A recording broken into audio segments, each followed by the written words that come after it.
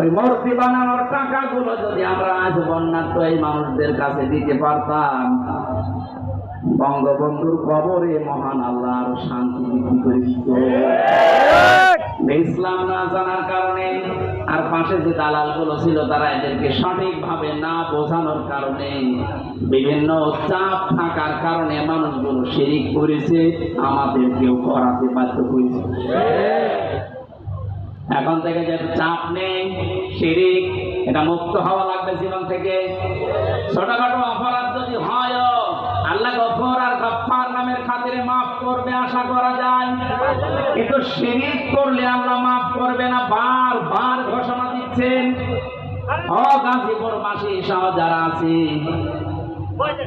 এই কথাটা গ্যারান্টি আজকে দেওয়া লাগবে যে আগুনে যদি পুড়িয়ে ফেলেন, যদি টুকরা টুকরা করে ফেলেন, ঝিনাইদহ এমপির মতো করেন, ঝিনাইদহ এমপিকে হিরণ নামে তার পিটিয়ে মেরে উলঙ্গ করে 4 রাস্তার মোড়ে টাঙিয়ে দিকে থাক, এরকমও যদি আপনাকে করে দুনিয়ায়, জেলখানায় মাওলানা মুফতি জসিমউদ্দিন রহমানের মতো 11-12 বছর না, বিশ্বানন্দিত মুফাসসিরের 13 বছরের মতো না, 100 বছরও যদি আপনাকে রেখে দেয়, কোনদিন আমি শিরিক করব না, এটার গ্যারান্টি নিয়ে মারা যেতে পারলে আপনি জান্নাতি।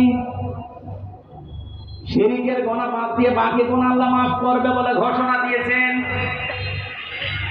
এই শব্দটার সাথে সন্তানদেরকে পরিচয় করার কারণে একজন কালো মানুষ, দুনিয়ায় 3 জন কালো মানুষের নাম পেয়েছি আমি তাফসীরে। হযরত ওমরের খাদেম একজন মাহাজা রাদিয়াল্লাহু তাআলা আনহু, আরেকজন এই যে যার নাম আল্লাহ কোরআনে দিয়েছেন তার নামে লোকমান, 3 নাম্বার হযরতে বেলাল। এত কালো ছিল এদের চেহারাগুলো, তাদের বর্ণনা পড়েছি তাফসীরে। ঠোঁট গুলো ছিল একেবারে ওই আফ্রিকার মতো ছোলা মানুষের মতো, চেহারা কালো, এত কালো, হাড়ের তলা কি কালো, তার এত কালো চেহারার যে বর্ণনা বলছি, এটাকে একবার দেখলে আর একবার দেখতে মন চাইবে বলেন? অথচ সে মানুষকে আল্লাহ চিরন্তন করে দিয়েছে কোরআনে, 4 পৃষ্ঠার একটা সূরা দিয়েছে, তার নামে সূরা লোকমান।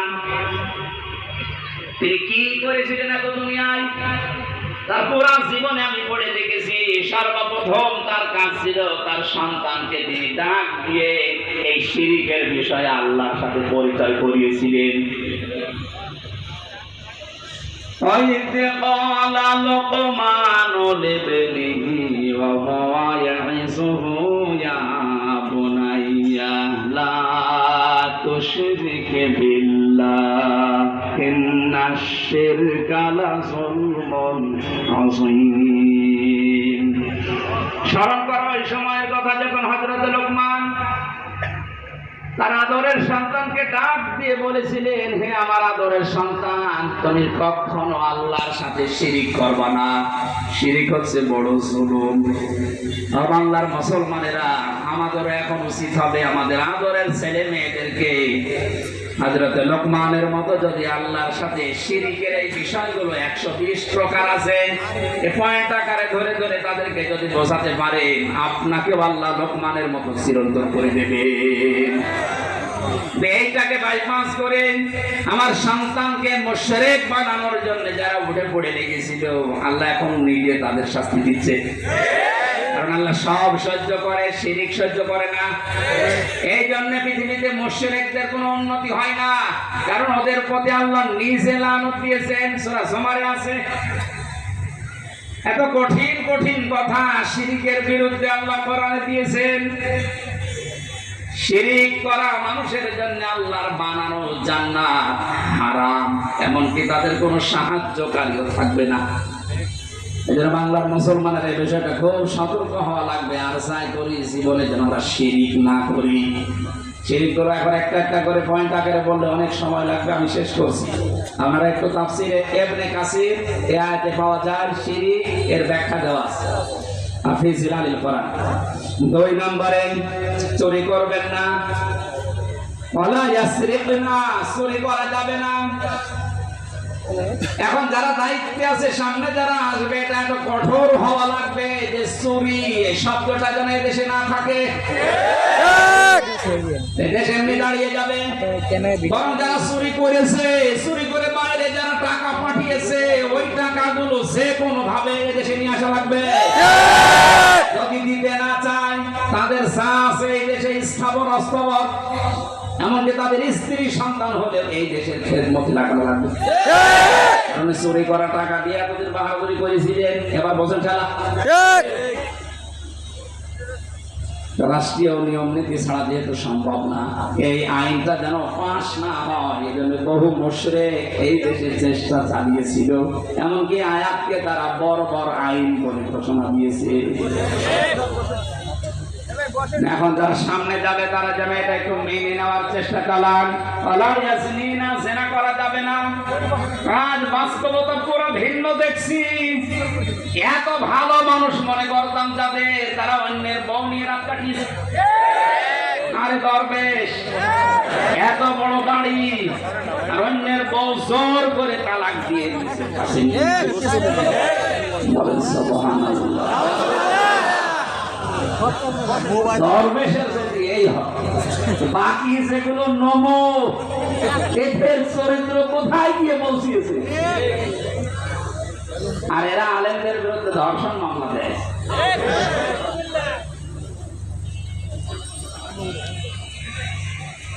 বিচার ব্যবস্থাটাকে, আইনকে একেবারে বাংলাদেশ থেকে একেবারে শেষ করে দিয়েছে যে একটা দায়িত্ব ছিল। এটা যেহেতু শুরু হয় নিজের কাছ থেকে, একেবারে অন্তর থেকে, যারা আমরা এখানে আছি জীবনে যাই করি, জেনা এটা খুব খুব মারাত্মক বিষয়। আল্লাহ তাকরাবু জিনা, জিনা করা দূরের কথা, ওর ধারে কাছেও যাওয়া যাবে না। ওটা দিয়ে যেটা আরম্ভ হয়, যে মাধ্যমগুলো দিয়ে, ওই মাধ্যমগুলো এখন কন্ট্রোল করা দরকার। যে সমস্ত বিষয়গুলো উন্মুক্ত আছে এগুলো কন্ট্রোলে নিয়ে আসা দরকার। বিশেষ করে যে দায়িত্বে আছে, এখন মনে হয় নাহিদ ইসলাম আছে না, মানে যেন আরো শক্ত হন। কারণ মানুষের চরিত্র যদি না থাকে কি আছে বলে। এরপরে আল্লাহ জানিয়েছিলেন সন্তান হত্যা করা যাবে না, অপবাদ দেওয়া যাবে না। এর ভেতরে 3টা পয়েন্ট আমি তাফসীর থেকে পেয়েছিলাম। শেষ করব